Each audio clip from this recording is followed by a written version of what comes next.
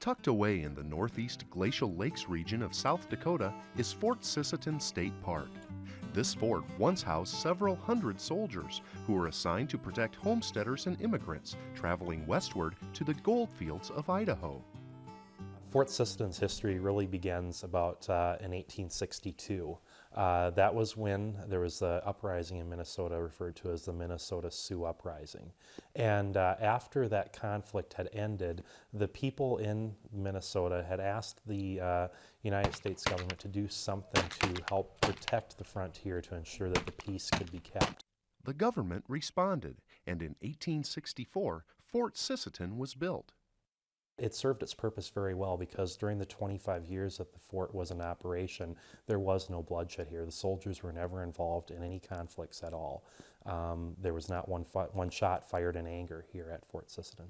The everyday life at Fort Sisseton, like a lot of these frontier forts, it was sort of a combination of a little bit of a fear and terror of the unknown as to what you could expect day to day, and just never knowing what sort of dangers might be out there for you, sort of mixed with a little bit of boredom and the fact that at this place, for 25 years, these men were involved in just the day-to-day life of building buildings, living, cutting wood, cutting hay, doing all those things that they needed to do.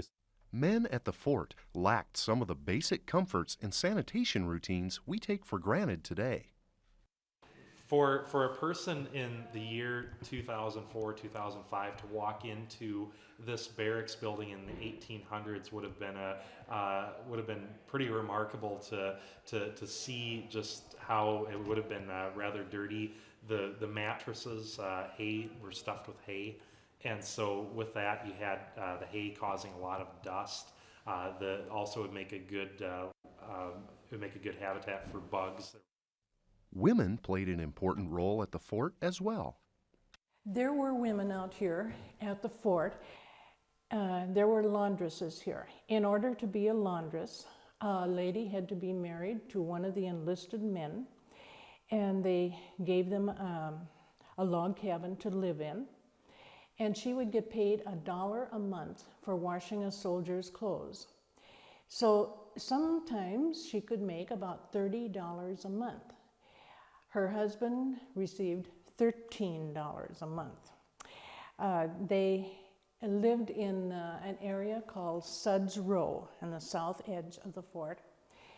And it wasn't always the neatest looking place because the cabins were so small that at the end of the day, the ladies would have to put out their barrels and buckets and scrub boards outside. And none of the other buildings were allowed to have anything on the outside, so it looked a little bit messier. And then we had the household servant girls. Officers were given extra money so they could hire servant girls to do the cooking, cleaning, taking care of the children, because no officer's wife was supposed to do any of those menial household tasks. One thing the women were excited to come out here, the servant girls, because they were seeing a different part of the country. But after they got out here, they were a little bit disappointed. There was no town to go to on the weekend. This was it, and that was quite a disappointment. Fort Sisseton closed in 1889. The land was turned over to what was soon to become the state of South Dakota. From the 1900s to the 1940s, Fort Sisseton was used for cattle grazing, as a hunting lodge, transient camp, and bombing range. Time took its toll, and many of the buildings were destroyed or sat in need of restoration. There has been an effort, first of all, with preservation and restoration of the structures, and to make sure, first of all, that they're stable and safe, and that they'll be here for many years for people to enjoy. And then the next step with that has been the interpretation. We've completed and included many interpretive exhibits, furnishings, so that when you step into those buildings, you're really stepping into the past. You're getting a feel for what it was like for an enlisted soldier, or for an officer and an officer's wife or children to live here in the 1800s, to be separated from family and things that they knew and were comfortable with, to be living out here on the plains. Fort Sisseton is now an off-the-beaten-path tourist attraction. To come to Fort Sisseton, you really have to make it a point to want to get here. We're not on very many main traveled roads. I really consider this to be sort of a hidden gem.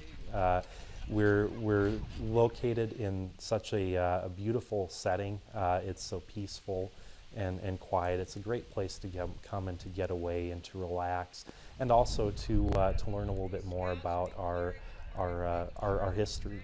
A large festival is put together every year in June to celebrate the history of the fort. It's a tremendous undertaking. There are, literally dozens of volunteers that will come up here and help us to staff buildings, help with crowd control, hand out information, sell tickets. All of those things are just, it's a rather large monumental undertaking. The reenactment groups, the fur trade and the military reenactors that come up to help pull it all together. It really is, it's not just the state park employees or anything that does it. It's really a meeting of many different groups and different people who have a real love of Fort Sisseton. 140 years after the fort's official close, its presence reminds us of the fragile peace that hung in the balance between Native Americans and South Dakota homesteaders. I hope they would come away with a little bit of appreciation of what it took for people to live here in the 1800s in Dakota Territory, and all peoples, whether it was the settlers, whether it was the Dakota people, the soldiers, to get a feel for what it was like to come out here to this new country and shape this new world, and said it is, and to understand all the work that our ancestors and our forebears came out here to do to make it what it is for us today. To understand where we came from, to know that where we're going in the future depends upon an understanding of what happened in the past.